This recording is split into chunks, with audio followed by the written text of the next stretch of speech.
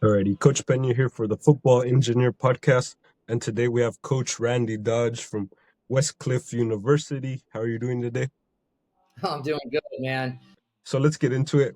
What does success look like for your program in terms of results, culture, academic, and developing players? I think for us, the success is, getting those kids across that stage. We have predominantly international kids. We're probably about 80, 85% international. We're starting to get a little bit more headway and into the local kids staying around from the junior colleges and playing for us. But our school is very, very unique in the fact that the majority of our students are online. Okay, It's a school that's been was built around the online scenario back in the early 90s. It started and, through the transition of everything, they started athletics like 5 years ago. okay, So for us, it's getting those high quality athletes across that stage. And we have a great master's program. We have a couple of doctorate programs, which is very, very unique to a small, quote unquote, small NAIA school. The majority of NAIA schools don't offer doctorates, and a few of them offer masters, but not a lot. So we get a lot of 1 and 2 year players because of that situation. And that's kind of where we've made it be our niche, is getting those older players, seeing how the fact that we don't have a true campus. We've got a corporate building. We have one place where our athletes can come and work out at a gym and stuff. We have fields, we have all of that stuff, but none of it is on a campus. So okay. it takes a very unique individual to be successful at Westcliff and to want to come to Westcliff. We've got a great squad, got a great staff. We've been highly successful, been ranked every year, been at nationals. I think this is my coming on to my fourth year here. And we've made the national tournament 2 out of those 3 years. And honestly, we should have been 3 for 3. But because of some biasness across the country and the fact that we couldn't travel, so we only played West Coast schools, Okay. really hurt us when you don't get a lot of the RPI points and the MRPI, and who knows what other point system we're going to do this coming year. It always fluctuates, but again, the better teams you play, the more opportunities you could go on for, whether you don't win your conference or conference tournament, that you can go on as an at large. So we were right there. I mean, I want to say at that time we were top 16 in the country, and we didn't get invited to the tournament. Oh man. So that was a little bittersweet, but we've won conference 3 years in a row, won the conference tournament, um, you know, 2 of the 3 years. So it's been very, very successful. We've also been a scholar athlete team. I think this is coming on to, I just finished 23 years of being a head coach, and this is probably, I've had a scholar athlete team 20 out of those 23 years. So not because of me. Yeah. There's no, I mean, listen, barely graduated high school, got my master's degree by the grace of God, just, not that great in the classroom, little fidgety, couldn't, it was tough for me. Had to, I don't know if it was tough. It's not because I'm dumb. It's just because I was freaking lazy. All I wanted to do was play, just like every typical kid. And Yeah. fortunately, I'm really old now and I still act like a kid most of the time. And then, what are three non-negotiables that every player should have when they come into your program? The non-negotiable is respect. Respect your teammate, respect the culture on the team, respect the coaching staff, hard work, and humility. I mean, those are three things that we look for, even when we're looking at video on, as much as we can when we're looking at video of kids that are international. But that's why we make the phone calls. And listen, we've been burned on a few kids, and now those agents and some of those coaches, we have the list of, man, I don't know if we can trust what these guys say, Yeah. because they wanted to get this kid here, and he was not a good kid. But those kids weed themselves out really quick because of the culture that we have within our program. And those guys get found out really fast. For myself, I'm going to respect them. It's not a dominating or domineering situation within our program where it's my way or the highway. It used to be back in the day. I'm not going to lie. I mean, that's how I made my career. But listen, we're soft. Our culture's soft these days. So, got to placate a little bit to get the most out of them, which is okay. I mean, and listen, I've gotten older and I've calmed down a little bit as well. But at the end of the day, these guys got to work hard. They got to respect what's going on, and they got to take things at a level of humility, even if they were undefeated. Like, hey, let's be humble. You better humble yourself before you let God have to humble you Yeah. in a public setting. And that public setting could be me. That Yeah. public setting could be social media. That public setting could be, hey, you just got ranked and boom, you lost. Rankings come out on Wednesday. You play Wednesday night and you lose. Hey, but great, you felt good. But rankings and all those types of things are just feel good situations. It's at the end of the day, it's your performance overall within your time here at Westcliff that starts to define you and your character and what you're going to do the rest of your life. Yeah, definitely. I mean, a lot of what we do on the field replicates off the field in terms of mindset, mentality, and vice versa. The way you carry yourself off the pitch, translates onto the pitch as well, and the way we interact with others and things like that. Absolutely. And listen, I'm all for, whacking the snot out of somebody and going hard and then picking them up Yeah, and not necessarily friends, but, respecting your opponent. And, that's a tough thing when, again, kids and they're not even kids, they're 18 to 26 at the NAI level. They're men. They're men and trying to do whatever they want to do. Some of them are still trying to be a pro. Um, some of them are just, getting their education.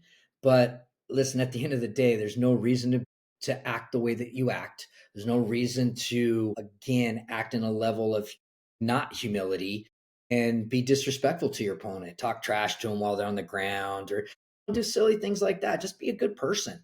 I mean, God calls us to be different people and be light unto the world. And not that we're a Christian university, but I try to run my program in that regards, because coming from a Christian university that I was at before. And I talk about God. I don't have no problems doing that. yeah. The accountability and things like that. It's just who I am. Yeah, I think even if you're not like a super religious person, looking at maybe the things that religion teaches, not just Christianity, but most religions in general, they teach, being a good person and being humble and living with peace and taking care of others. And that's all things that we should apply in our daily life to just be great people overall. Absolutely. I mean, just love on one another. And again, not love on them to the point they take advantage of you or do things like that to you, but just be kind. It's not Yeah, hard. Whether you agree with what's going on with them in their lives, it's not your call. Maybe there's an yeah, accountability if you're family or you're a friendship or they're in your program and there's accountability like, hey, are you really sure about this situation? Are you really sure about these decisions? Because I don't agree with them. And I think there's a level of caring that you can bring to them about like, man, I don't know if this is the right decision for you of what you're doing and yeah. whatnot, especially in this day and age. I mean, it's crazy. And then I know you're at an NAIA school. Can you tell us a bit about how the recruiting process differs from, say, an NCAA school? Um, I think they're really similar. There's not a and I've been at Division 1. I started my career as an assistant at Division 1. Obviously I've been at NAIA for over 20 years. What you get at times at the NAIA level, you just don't get 20 great players. You may get 8 to 10 great players that could play at that Division 1, Division 2 level. So now it's building that structure within your program that we make those other players even play better. Yeah, And I think that obviously with the label of a Division 1, Division 2, they have a leg up when it comes to recruiting for sure. But again, there's only so many spots for them. yeah, And at the end of the day, I want to say I have so many transfers that are from D1, from D2. And again, I have guys that transferred out to D1s, which is fine, which is fine. I have no problems doing that if they're ready for that. And sometimes it's the commitment, it's the dedication of, realize you're going 6 to 7 days. And now every kid's going to say, "Oh man, I want to play every day." You do. Who doesn't want to play every day? But it's not about playing every day. Yeah, It's about eating right. It's about working out every day. It's about lifting even on game days. It's about taking care of your bodies with ice baths and things like that. I mean, I've had guys that come back from D1 and you know why they didn't make it at D1 because they don't take care of their bodies. They're into different activities that aren't healthy for them. Um, and a lot of that has to do with just taking care of themselves. They've chosen to put quote unquote their selfishness above the team, and it hurts their performance. It hurts them overall. And listen, I've done that. I've been in that department, even in the coaching side of things. And again, if you don't deal with things and a level of humility, it comes back to haunt you. But I I think we're all pretty similar. I mean, we play the D1s, we play the D2s. Do they dominate? Depends on the day, just like it depends on the day at NAIA when you play another big time NAIA team. yeah, Um, there's a lot of D1s and D2s that will not play NAIAs because of the fact that, especially when you get back to the Midwest and the South, where they're absolutely loaded and they have campuses and they're fully funded. And that's what people don't realize at the NAIA level. NAIA has always had more money than D1s and D2s. Now, this NIL, quote unquote, is going to quite possibly will change things, but the NAI has always had more money.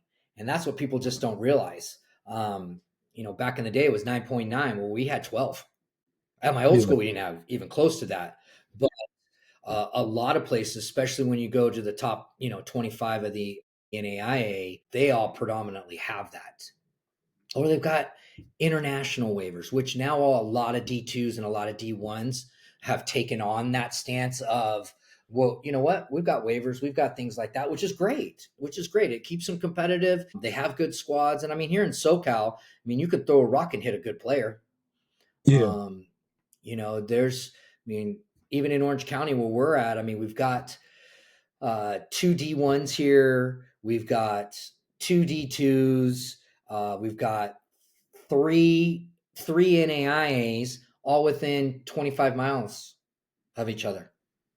I mean, it, then you go 45 miles, you go 50 miles. Now you incorporate, you go to 6, 7 D1s, you go to double figures D2, and you go to 6 or 7 NAIs, and that's not even talking about the D3s that, we have one of the best conferences in the SCIAC out here for D3. So, I mean, right here we're in a big mecca, a big market for good players and good programs, and all these guys are really good coaches. and then what should a player's recruiting plan look like, say from their freshman year to their senior year, so that they can get in the right state of mind and also position themselves for the best outcome to go to a college program? Well, obviously, putting themselves in the right environment within the club aspect of it. There's so many clubs and there's so many platforms. Is it just one platform that gets you to, the D1, D2, NAI level? No, no. But being around the best players and players that are better than you, that quote unquote, you go to the iron sharpens iron, Yeah, that's a big deal. That's a really important deal. And if you don't have access to something like that, it's getting the opportunities to play those games across the country or travel for tournaments and doing all those types of things. That's what makes you a better player. And then you've got to figure out, what's my commitment level to this? Even as a freshman, even at a 14, 15 years old, and I weigh 105 pounds, am I going to start lifting? Am I going to start taking care of my body if this is something that I really, truly want to do? Or am I just going to go play pickup games on the weekend with the familia, which is yeah, fine. And you know what? There's a lot of players come out of that that are still really, really good Yeah, and are recruitable, but they're behind. And there's a tons of late bloomers. There's tons of those things.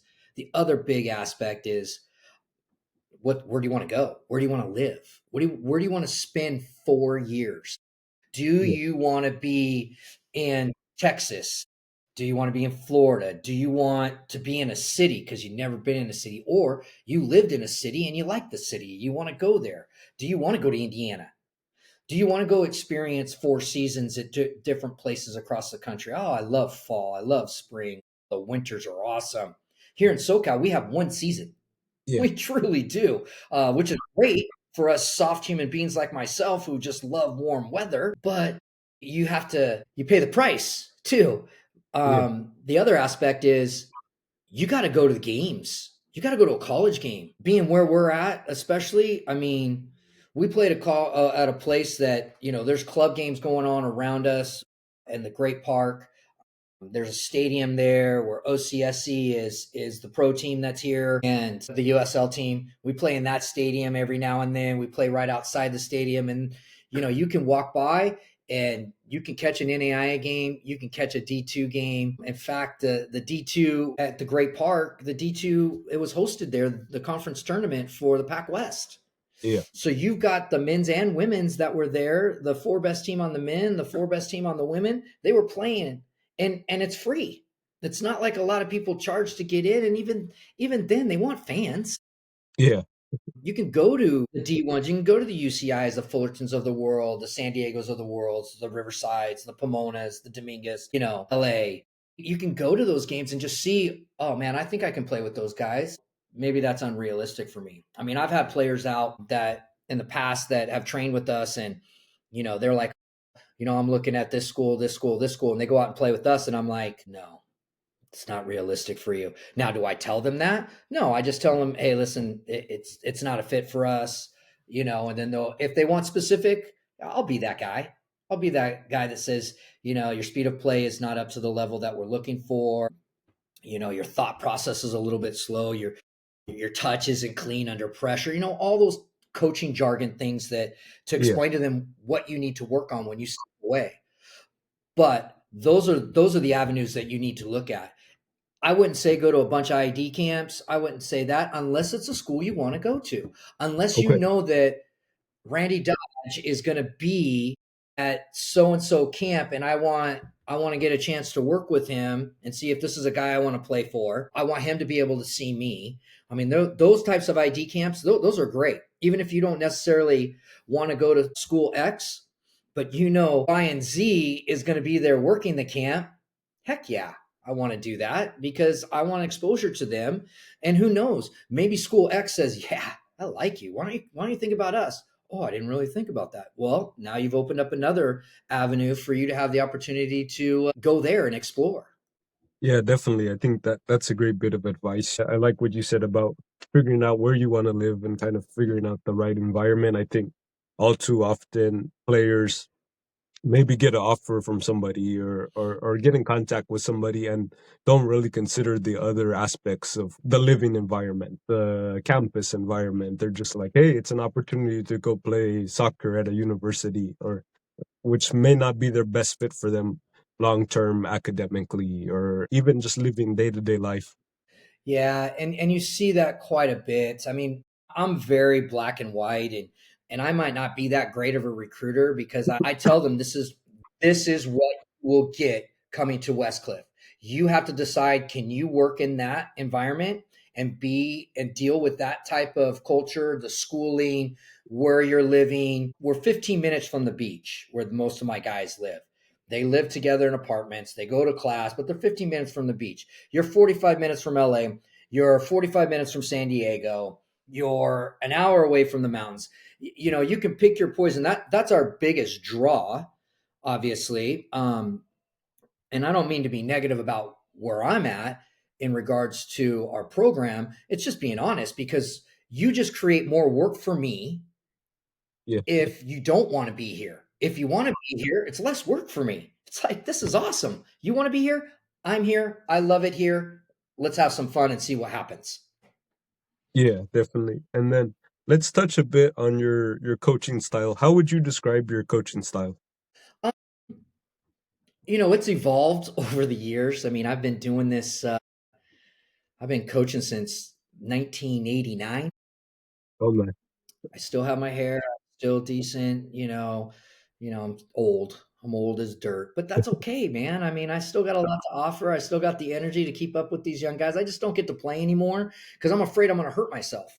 And, now that I have two young kids at home, I still I got to be fresh and lively a little bit. But I'm very much a player's coach.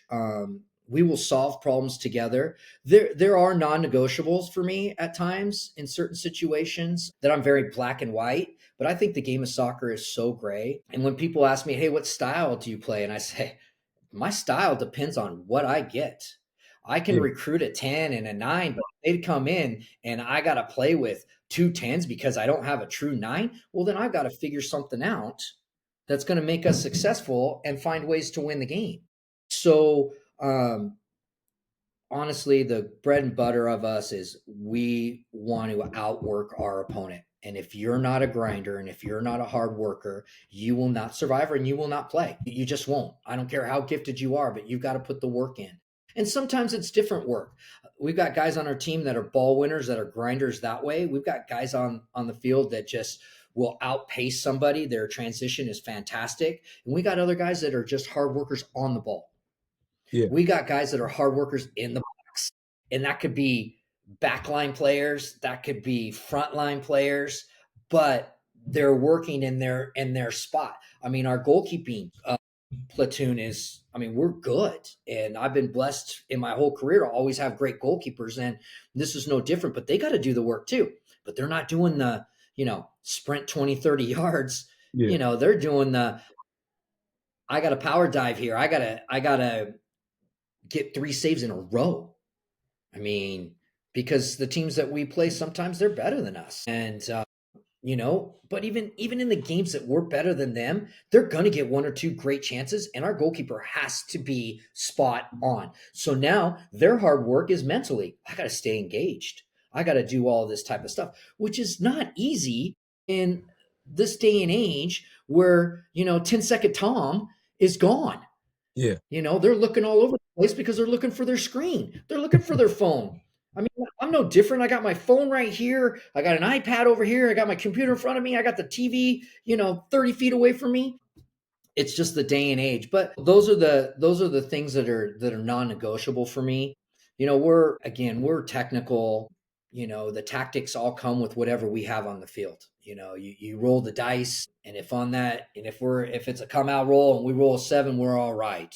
If the number's been made, let's hit boxcars, and that's what we're going to play today. The weather, the field, the officiating, the other team's motivated because that's the other factor.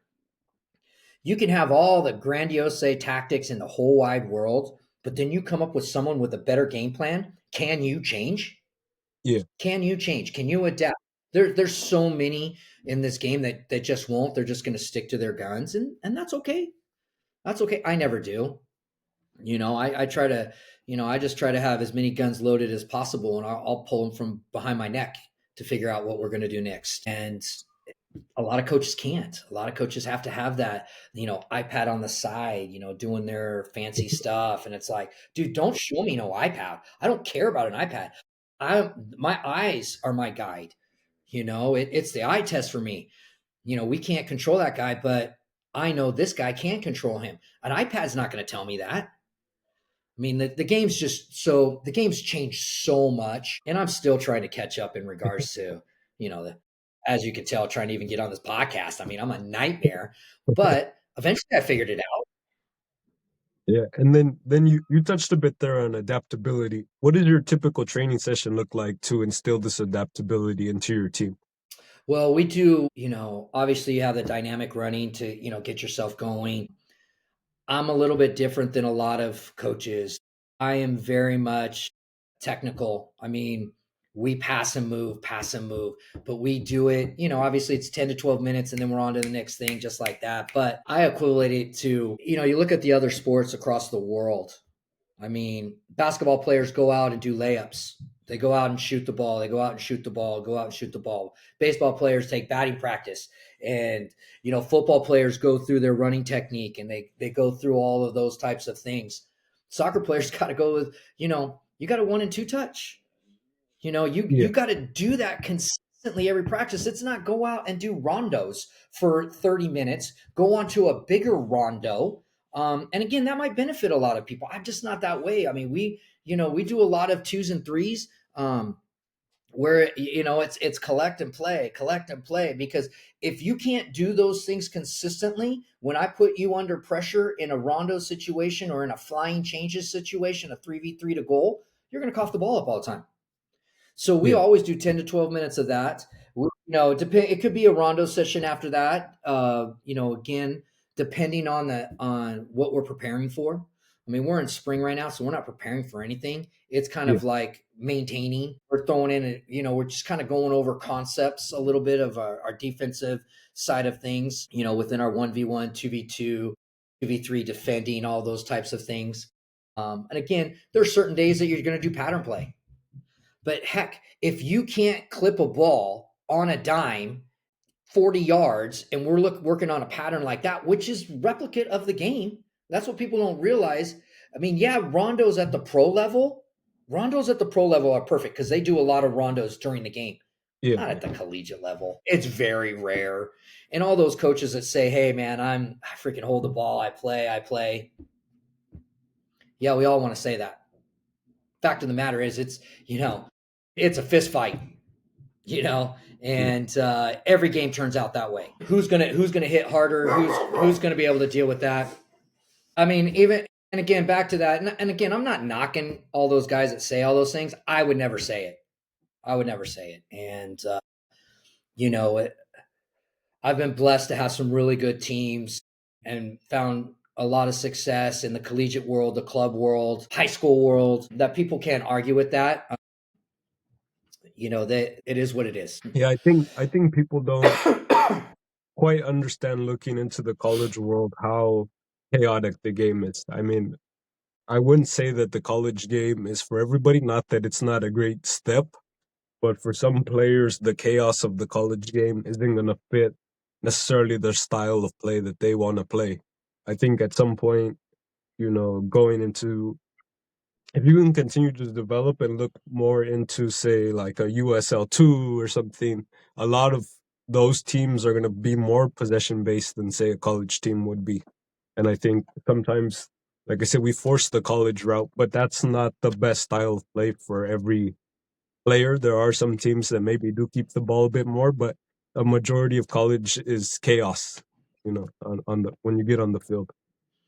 It absolutely is, and I think there's talk of legislation of that we're going to go year round and things like that, and I can understand the concept of that at certain programs and certain levels, but overall, you what you're going to do is you're going to price out collegiate soccer because coaches are getting paid a certain amount right now. Well, now you're going to a 9 month season as to opposed to a 4 or 5 month season. I mean, there's got to be an adjustment in pay. A lot of people don't have fields to play on, even on their own campus. They got to share it. And we're talking about the men and women's game as well, because if the Yeah, men do it, the women do it. If the women do it, the men are going to do it. It's just what's going to happen, because it's got to be equitable. But you also got to throw in other sports that are going to be on there. I mean, flag football is making a run at things. Lacrosse is across the board. If you look at all the big universities, they got lacrosse. Well, usually they share a stadium. yeah, How are you going to incorporate being able to do all types of things?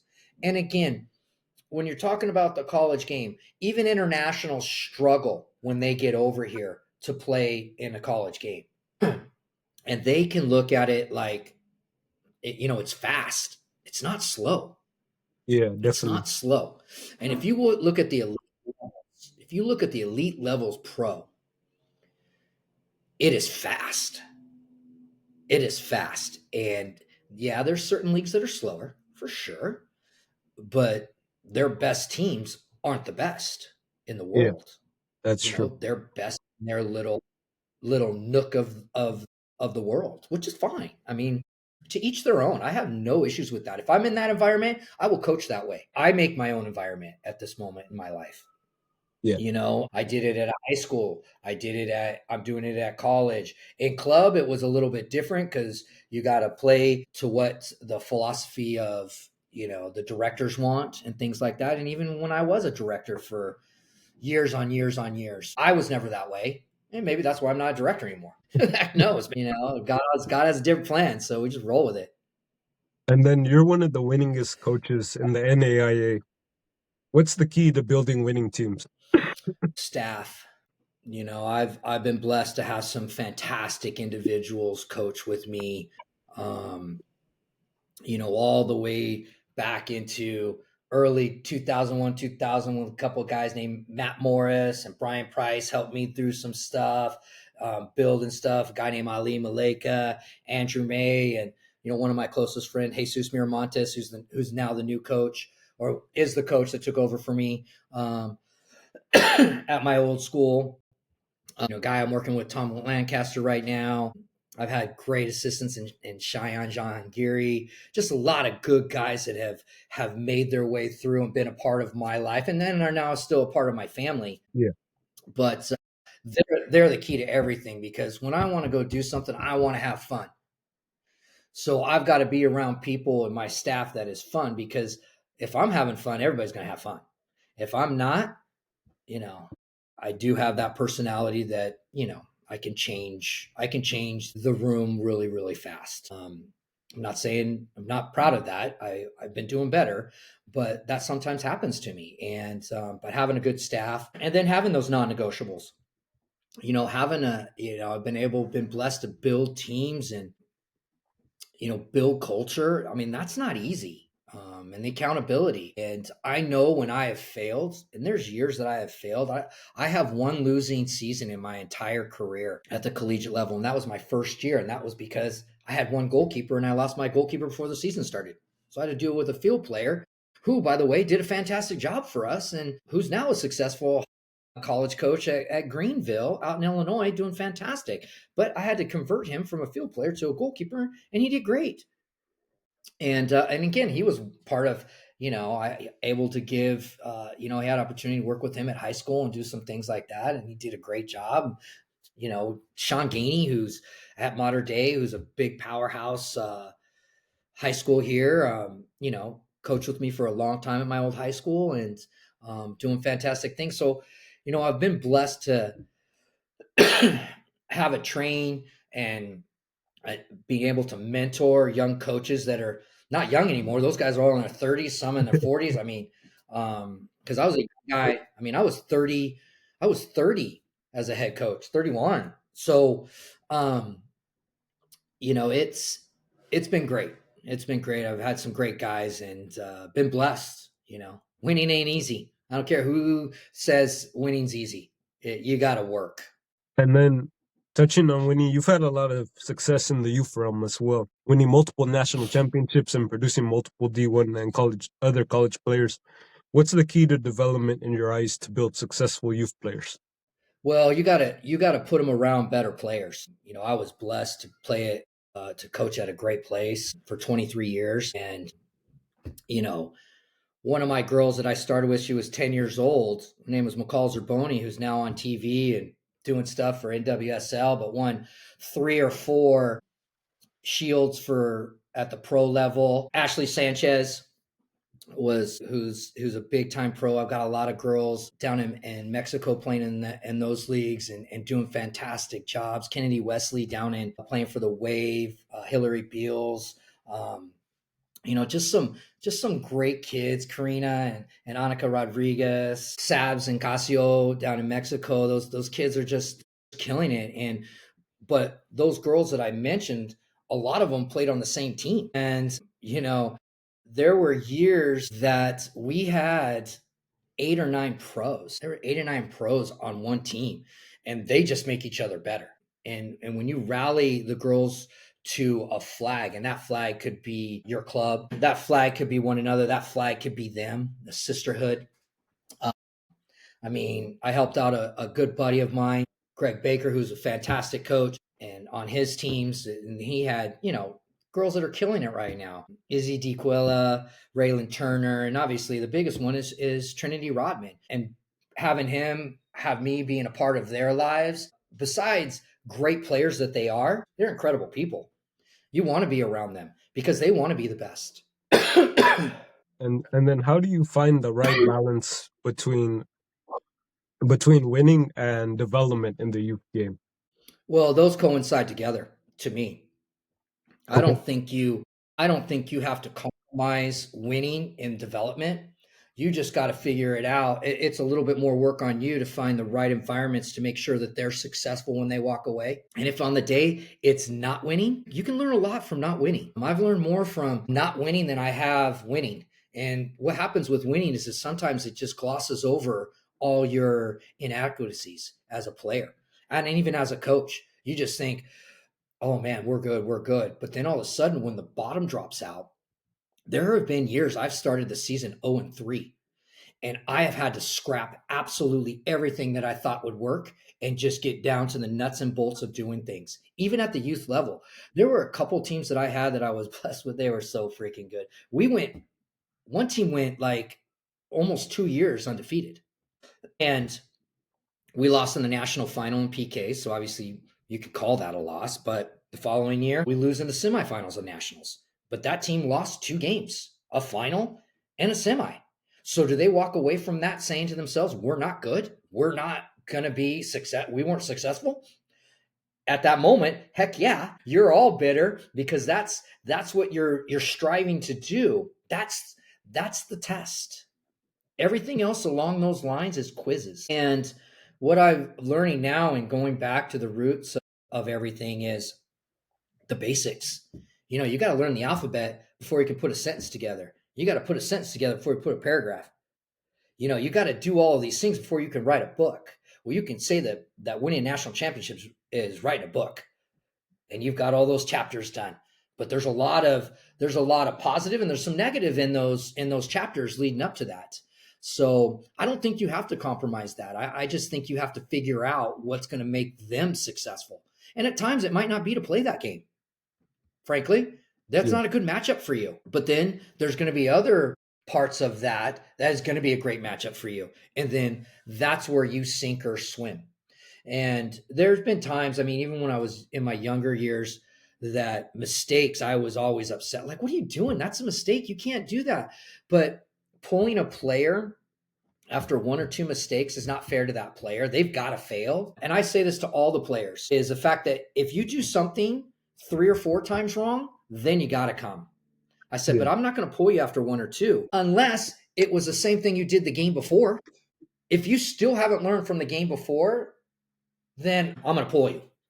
I'm going to pull you because you haven't learned. You haven't learned. And then I've got to figure out something that's going to work for you. And you're going to have to figure out how to make better decisions or do things that are necessary for us to be successful and you to be successful, frankly. And then how does that sort of mentality shift with younger kids, maybe as they're coming up like 6 to 10 years old and as they get older from there? Unfortunately, 6 to 10 years old, actually even up and all the way through, unfortunately, us parents have a lot to say.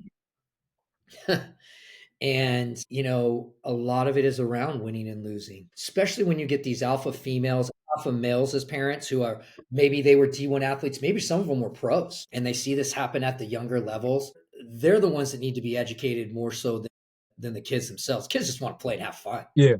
And as long as you can keep that, but have a level of like, hey, we want to win, but we're not going to compromise our character, and I'm not going to yell and scream at you from 6 to 11, 12 years old and browbeat you about doing something. It's got to be a calm and collective way of doing that. And that's hard. I mean, if people come and watch me coach, they're saying, oh man, Randy's not that way. I am with younger kids. Now, do I have a loud voice? Absolutely. Am I scary? Absolutely. I can't change the way I look. I can't change my voice or my inflection. I mean, I deal with my 2-year-old right now, and It's a casual voice, and he thinks I'm yelling at him.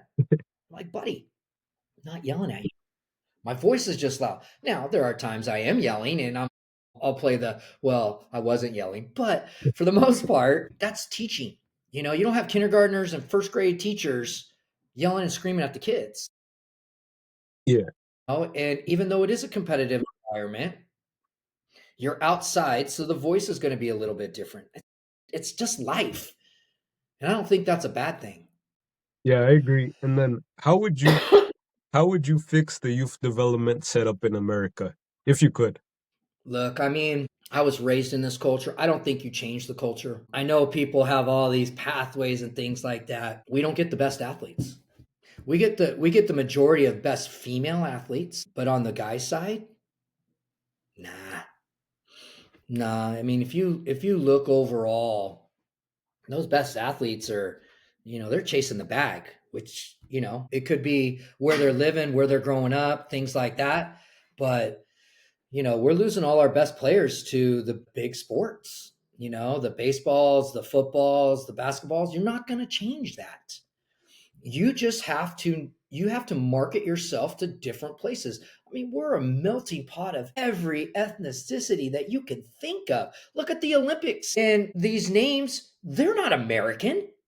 They're first generation here, or they're, but quote unquote, it's not, there's no, Dodge out there. It's Eastern European if they're figure skaters, they're the very few of that, but that's okay. There's nothing wrong. That's what we as a society are here in America, which is a great thing. Now we just need to start piecing that together. There's way too many, you're never going to get away from so many platforms. You need those platforms because all these kids want to play. Yeah. I think what happens is, you know, US soccer on the boys side when they had the DA, I think it was pretty solid.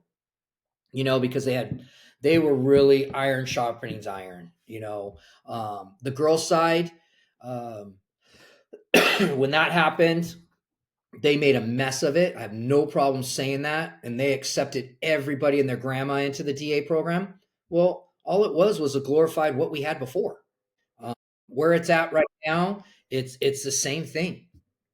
And I'm not going to make mentions of those platforms because those platforms are what they are. But everybody and their grandma has one, and until you get the one percenters playing with one percenters consistently, you're not going to change it. Now, do we have it better with the MLS academies? Absolutely. Absolutely. But let's never forget what the MLS academies are. They are a huge, huge business. They're more of a business than you get when you go out of America. I mean, I know again that it's a business for most of those big clubs across the world, but here it's just a little bit more. Maybe I misspoke there. I can't because I've never been in the MLS Academy, so I don't know. But just outside looking in, it's hard for them, and their goal is I don't think their goal is to have homegrown players. I think their goal is to sell them across the pond, is for them to go somewhere else, and then they make all that money, so then that they can have a higher quality for their team and buying players for Yeah. what we're trying to do here with the Galaxy and all those guys. Already. Yeah, I mean, listen, I'm a little bit different than like Stan May, and I love Stan. And listen, the guy, the guy acts like we've known each other forever, and he had to tell me a story, which is a great story. He's like, "Hey, you don't remember? I came up to you when you were coaching afterwards and was picked your brain, and you were the only guy that actually took the time to talk to me." And I'm like, "I did." Like I don't remember it because I mean, I don't usually do that with people. Most people don't come up to me because I don't know why, but whatever, and so I have no problems, talking to young coaches and doing stuff like that because they're our future. Even when I'm out doing my private training, I see all these young coaches doing private training. I don't look at it as like, oh man, I could have those kids. No, I'm thinking, well, good for you guys. You're out there putting in the work. These kids want it. These parents want it. They want that time. And if they need you as a big sister or a big brother to help them out to do and keep the passion alive, Let's go. That's awesome. Where a lot of people Yeah. view that as like, that's competition, man. I want that business. That's not what it's about. I mean, yeah, we all got bills. We gotta take care of those things, and you know, life's tough, and you got to deal with it. But I think it's fantastic. I mean, I think we're in a really good place. People were saying our women's national team was going down. They've been able to, kind of rectify it. We're still really good. We're still one of the top two, three teams, if not best team consistently. But what people don't realize is they started that across the world. And the world was like, I'm not gonna let the US be the best. No way. Where on the men's side, I think we have the most talent we've ever had right now. Yeah, Who's going to definitely. put it together? Who's going to put it together? Because listen, half of being a player representing your country is representing that country and rallying to the flag. And you got to find somebody that's going to put that together. I just think we do have a lot of talent. And we had a lot of talent. We've had a lot of talent for 15 to 20 years, but people only knew four or five names. But those other guys were good. Those other guys were solid pros. They may not have been, Premier League or La Liga or Bundesliga or things like that, but they were good pros. And if you look at a spine of a team, and you can look at every level, the spine of your team down the middle, if those are your best players, you're going to win more than you lose. You just will. Because, I mean, can't walk without a spine, can't run without a spine. Well, you sure Yeah. can't score goals without one either. It's just the physicality and all those other things. It's huge. It's huge. Again, it's a cultural thing. You Yeah. got to have a good culture on the national team. The best national teams across, for the most part, have the best players. But you get those two or three one-offs that are rallying to the flag, and that's huge. And what happens when the best players play each other? Who's better? The ones that are fighting for their brothers, the ones that are rallying to a common goal and not just going out there to win the game because they're the best player in the world. So, I mean, that's a big deal. And that's a culture. Yeah. That's a cultural issue within every program and every scenario across the country, from clubs to high schools to colleges. Yeah, it goes back to the whole sort of human connection, and can we build those connections so that we can unite energy to go towards the same cause. Hey, listen, you love on somebody, they're going to give you everything. Yeah. You browbeat somebody, you just belittle them or you talk down to them, you're going to get 50 to 60% of those people. And that's your fault. That's on you. Then when did you realize coaching was your calling? When I couldn't make it as a pro, bottom line, you coach because you can't play anymore. And I went to school to be a youth pastor, and I got Okay. out of school, tried to make it, had a couple tryouts, didn't make it. Some places I could have stayed and done some things, injury plays, all those things come into play. Came back and just, love to teach.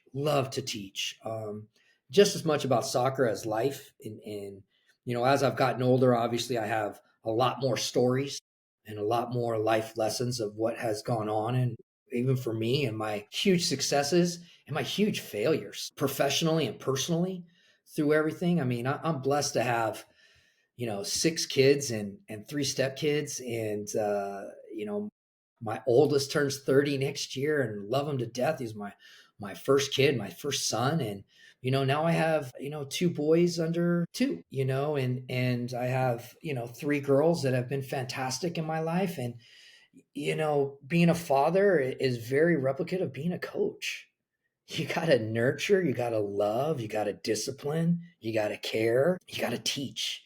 But through all of those scenarios, it's teaching. I've got to teach. You got to teach life lessons through this. It's not about how structured your practice is. It's not about how many cones you can lay out before. And, as I like to used to say all the time, do the dog and pony show. Anybody walking by your field and they see how elaborate it's set up, it doesn't mean anything. What's the substance? What are you teaching? What are you saying? How is your relationship? I mean, there's a lot of coaches out there. You walk by a field and you watch how they coach and you're like, "Oh my gosh, they're so hard." Well, maybe they need to be hard on those kids at that time, but you also don't know their personal relationship with that kid. I mean, for the most part, I love all the kids that have ever played for me. There's very few that I didn't, or they wouldn't have been on my teams. Now they've walked away and Yeah. maybe didn't like me. I don't know. Um, and frankly, it would be disappointing to hear all of that. And maybe I disappointed them. Maybe they thought they should have played more. Maybe they thought my sarcasm was hurtful, which sarcasm is, a little hurtful at times. So, got to watch that when you're someone like me. But, you know, it, I could be the only person in their lives that's teaching them these life lessons at that moment in their life that they're going to listen to. Because as a parent, you know, your kids don't listen to you when they go through stages in their life. So you better have someone else a part of their life they're gonna listen to. And I say this probably all the time through youth coaching and things like that is, look, I'm here to help you. I'm here to help you as a parent. That's as much of my job as anything. I want to teach them the game. I want to win. I want to be successful. I want them walking away having a love and a passion for this game.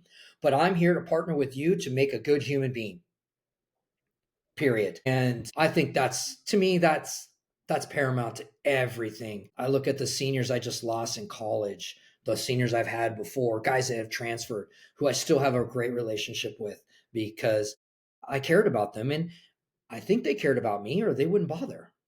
Yeah, definitely. And then what advice would you have for a young coach like myself or for other young coaches? Well, I think, again, the way things are set up, young coaches think they should get paid a lot of money. And that's not fair. I mean, I remember back in the day not getting paid anything.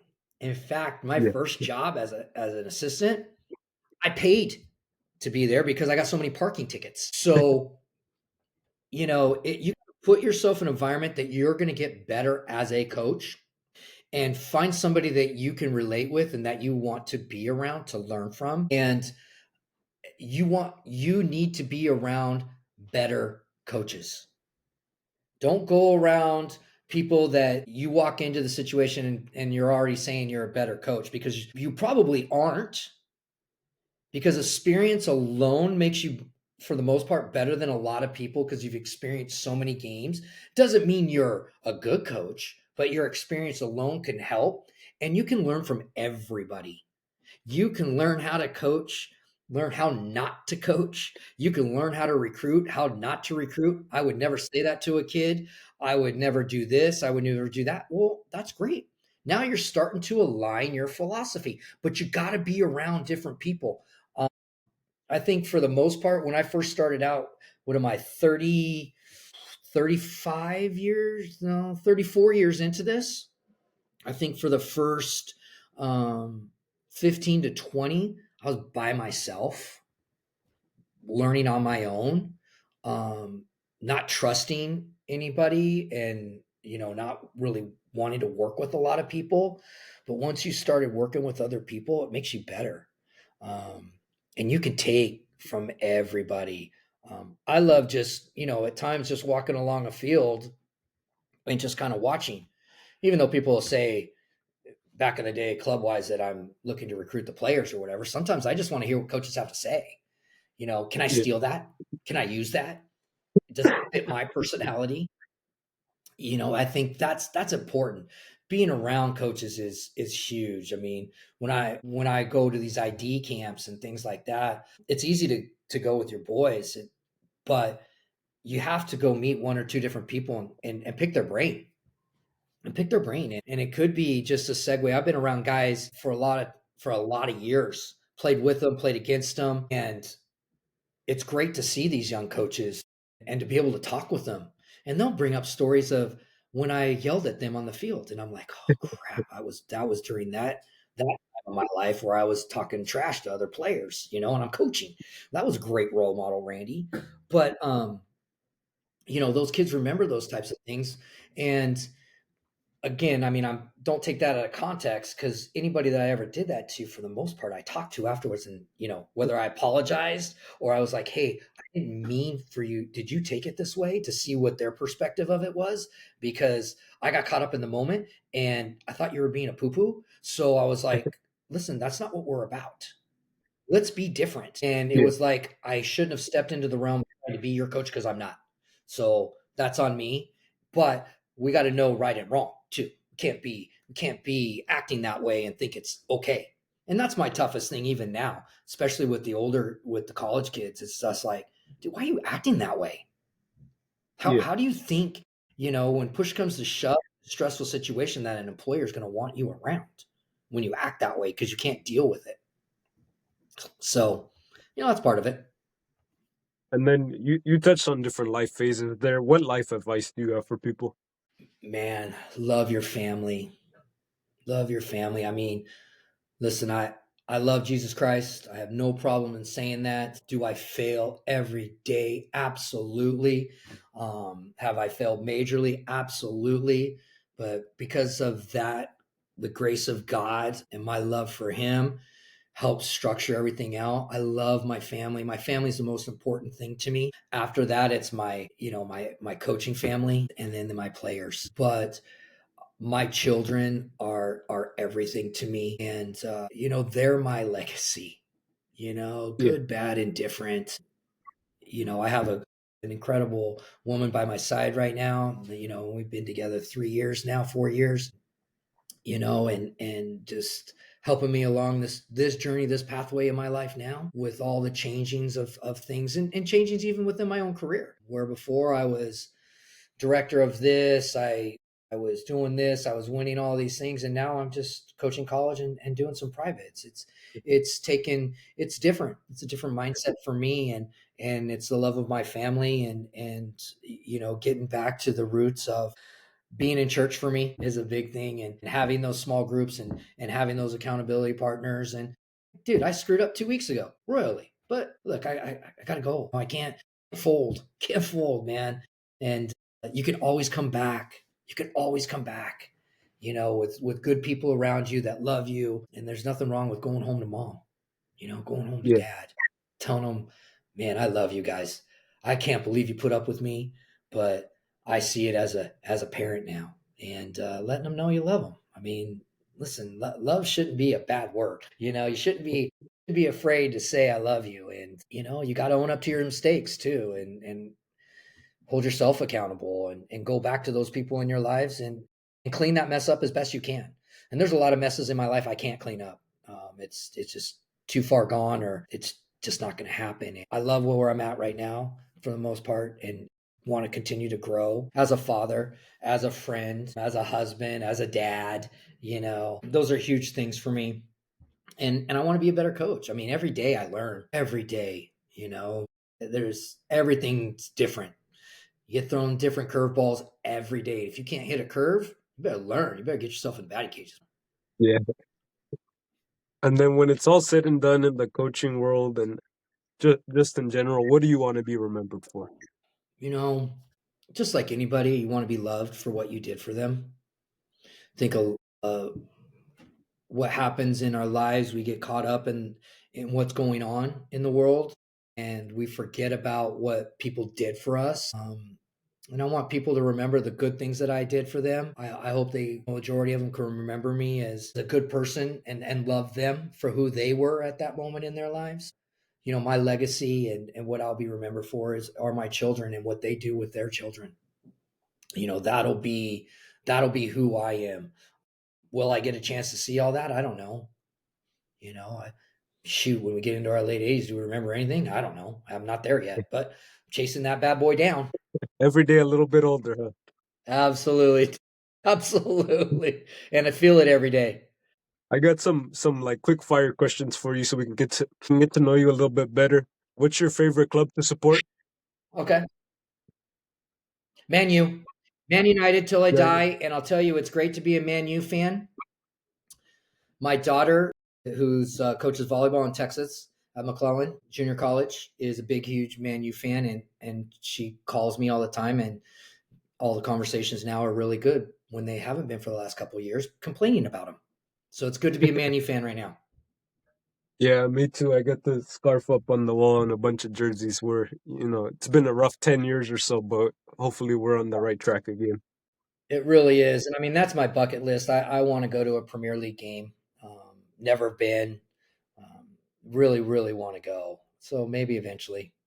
And then who's your favorite player of all time? Favorite player of all time, Eric Cantona. There you go. And then who's I'm your a favorite coach big. of all? I love Ferguson. Yeah. And then who's your coaching idol if you have a different one than Ferguson? Um, I don't really have one. I mean, look, Dave McLeish, who I played college for, was a big part of me getting into coaching. Love him. Did a lot for me. And I learned a lot from a guy named Tad Bobak, who's still coaching now at the club that he started out here. Those are two guys I learned a whole heck of a lot from. I don't necessarily have an idol. Okay. And then what's your favorite genre of music? Come on, man. Hip hop. You got to be kidding me with that. And then Hey, and we're going back to the listen, I'm not taking hip hop right now. I mean, and it's okay, don't get me wrong, but we got to go back to, the Tupacs and Eminems of the world. We can go back to the Beastie Boys. We can go back to that genre as that was starting to come through. Tupac's my guy. Love all that. and then And I like so, a little so what country as well. Not gonna lie. yeah, what's your favorite Tupac song? Dear Mama. That's a great choice right there.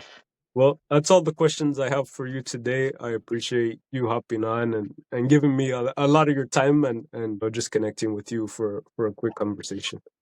Hey, brother, anytime, man. If you want to hit me up, we can do it whenever you want. Righty. Well, that's it for this episode. Till next time, it's Kenya.